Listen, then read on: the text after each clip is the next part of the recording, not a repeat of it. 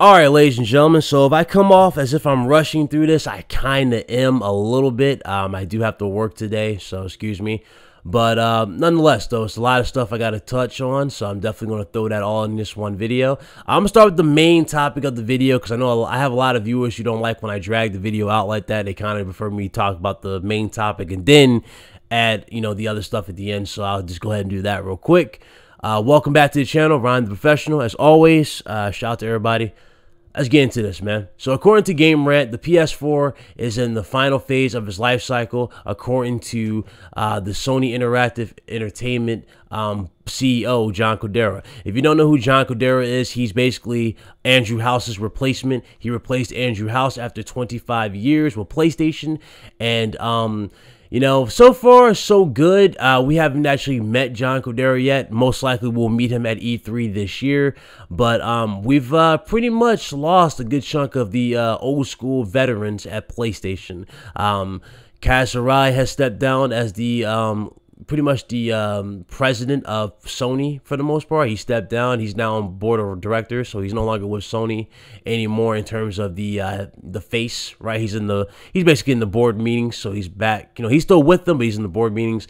Andrew House at the 25 years is officially retired. He's going home with his kids and his wife, so he's no longer with PlayStation anymore.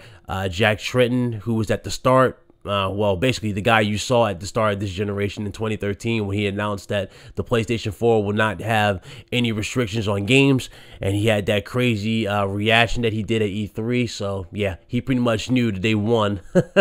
he pretty much knew they won this generation just for him saying that, and that's crazy. That big smile on his face is just legendary. But he left as well. But hey, they did a good job. PlayStation's back on top. They're making money again. They're no longer in the red. They're better. They're in a better shape than they've been in a long ass time. And I'm glad to see Sony has dug themselves out of the ridiculous hole that they were in. And it should just this really should be a reminder to every company, especially you guys who are watching this, who are either fans of Xbox, PC. All it takes is one screw up and something can go just downhill. The PlayStation 3 was a massive screw up at the start, and that nearly crippled Sony to the point where they were gone. A lot of people, estimated that they would go bankrupt. I mean, it was bad, but that's another video for another day. But according to John Codera, right, this is what he said. Basically, he was talking to investors and analysts and reporters. Now, the article says right here in the center here, it says it's important to frame Codera's language within the context of the event. Codera is speaking to investors regarding the future of the company in terms of multiple years. Having sold through well over 70 million PlayStation 4s already, there's comparatively less opportunity to sell more going forward. This period of lessened hardware sales is what Codera is referring to as the console's final phase. The implication, of course, is that the new hardware, such as a PlayStation 5, is being prepared to take over. Now, following that thread, Codera would go on to say that between now and March 2021 would be when PlayStation crouches down in order to grow in the future.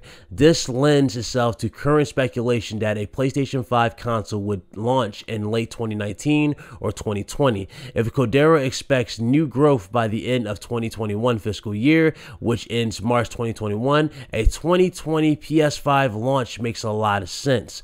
Console launches are typically quite costly, so growth would occur, not the fiscal. Growth would occur not the fiscal year of the launch, but the fiscal year after instead. So yes, I have said it numerous times that I expected the PlayStation 5 to launch at least 2021 or 2020. A lot of people were putting their eggs in one basket for 2019.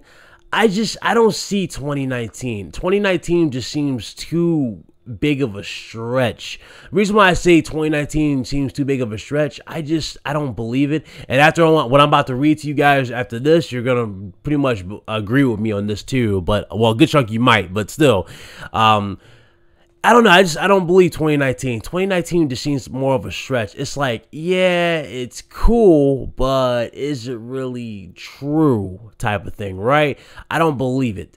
But for this particular one, I mean, you know, it's one of those things where it's like, I guess we can just throw it in the air and we all can just throw our own suggestions in. But I don't think 2019 is going to happen. I think 2020, reason why 2020, it just makes more sense because number one, the cost of the parts that's going into the PlayStation 5 will be down. Ryzen will be a little bit more cheaper because that's the route they're going with Ryzen Tech. So it's going to be a little cheaper by then. And, you know, it makes sense. We don't want no super expensive console right now. I mean, $500 that's not bad, but I'm pretty sure Sony wants to get to that sweet spot, which is $400. So I don't think Sony will put themselves in a position where they're actually lose money off the console, especially a lot on the console, and then make it up in software sales. No, I don't think Sony would be that stupid to do that. So that's why I say no way. I don't believe it at all. So that's where I doubt a release date of 2019. I think it would be 2020, 2021 at the latest, but really most likely at the way things are going, it's going to be 2020.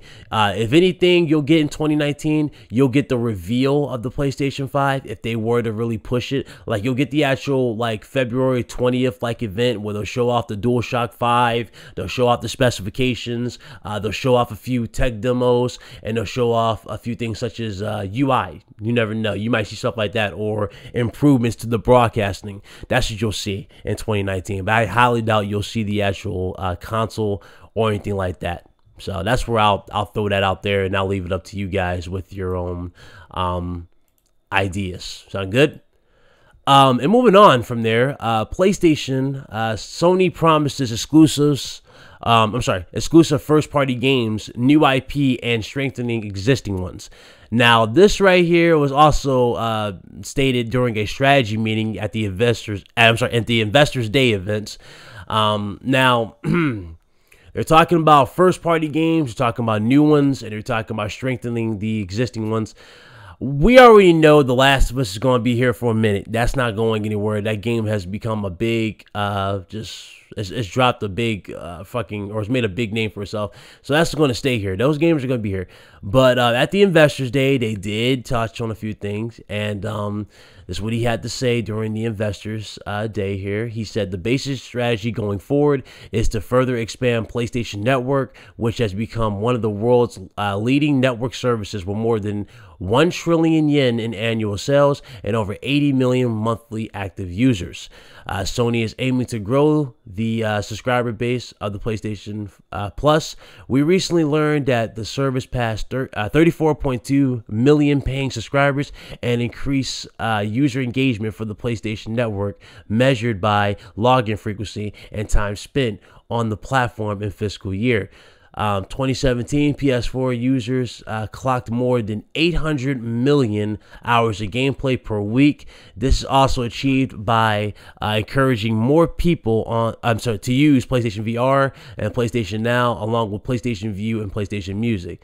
Last but not least, the House of PlayStation aims to strengthen its IP portfolio by creating new IP and utilizing existing ones for its first party games, on top of harnessing growth opportunities in areas which include additional content for gamers.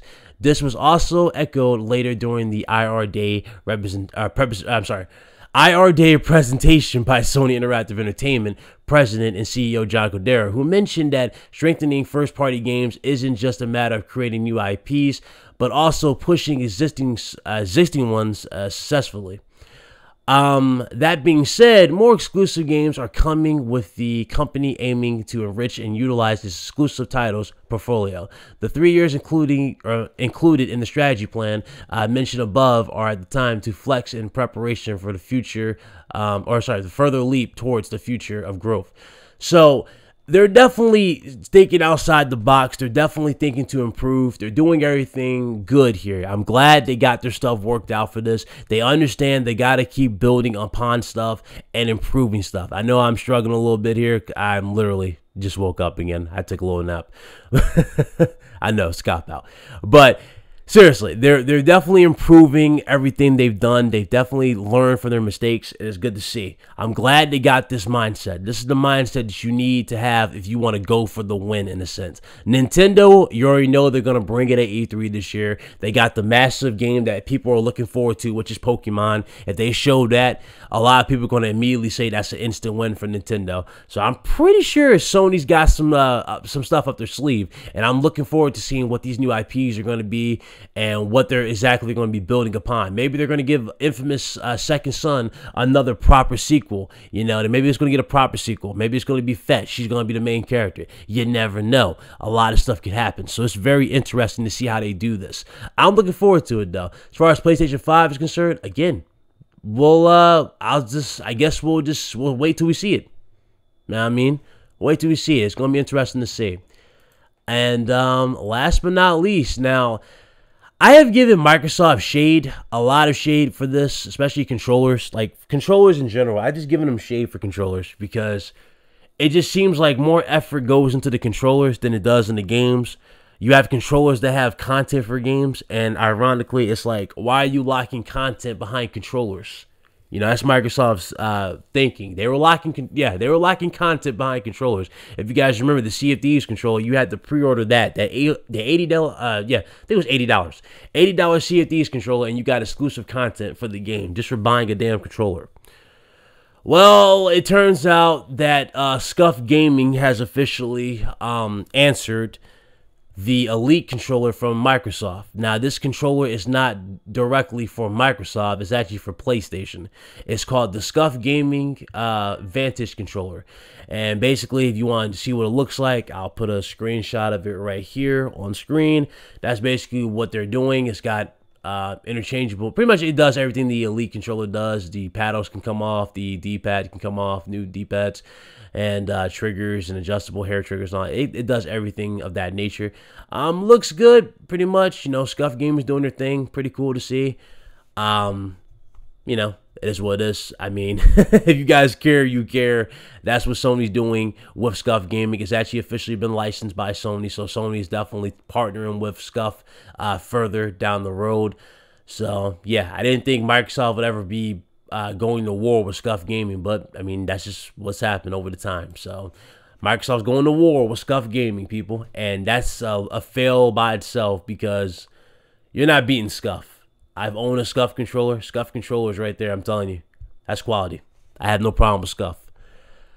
And this right here regarding controllers, this right here are the this right here is the last little bit of news I got for you, but it's actually shocking. Yeah, it's shocking. I didn't think to read this or to see this really, but I'm gonna read this whole thing for you. But according to this, Sony says the PlayStation 4's DualShock 4 is the best-selling gamepad of all time. IGN did a review of this, or did an article on this, so this is directly from IGN. So let's read this. The PlayStation 4's DualShock 4 is the best-selling gamepad of all time when it comes to dollar sales. Sony's recent NPD revealed the news, stating that the PlayStation 4 wireless controller Black is now the all-time best-selling gamepad in dollar stores, or I'm sorry, about dollar sales. Note that this doesn't necessarily mean the DualShock 4 has sold the greatest number of units of any controller. The statement also singles out the standard Black controller, not taking into account total controller sales figures for any other console it's up against. So there you go. That's actually pretty interesting. While the console itself is entering the final phase of its life cycle, according to Sony Interactive Entertainment CEO John Cordero, software sales are doing great with God of War topping the charts. So, yeah, there you go. If you're not a fan of Sony stock, oh, God, whatever. But, yeah, there you go. Sony's doing well. DualShock 4, best-selling gamepad of all time. Take it for what you will. That's, wow, that's interesting. Yeah, I'm not even going to add more to that. Ladies and gentlemen, Ryan the Professional. If you guys like the video, hit the thumbs up. I'm gonna edit right here. I don't want to dwell too much into this one. If you like the video, hit that thumbs up. Appreciate you. I really do. Thank you guys so much. Those of you who are new, welcome to the channel. Subscribe to the channel if you are new, your first time listening to the channel. If you guys like the content, I do appreciate it. Thank you guys so very, very much. I will see you guys later on either today or tomorrow if there's anything relevant that is released today. But thank you guys again for taking time out of your precious day for watching the video. I do appreciate it. 2 videos in one day. I know I had to drop this, so thank you guys again. You guys have a blessed one. Y'all be easy. And Ryan the Professional is out of here. Deuces.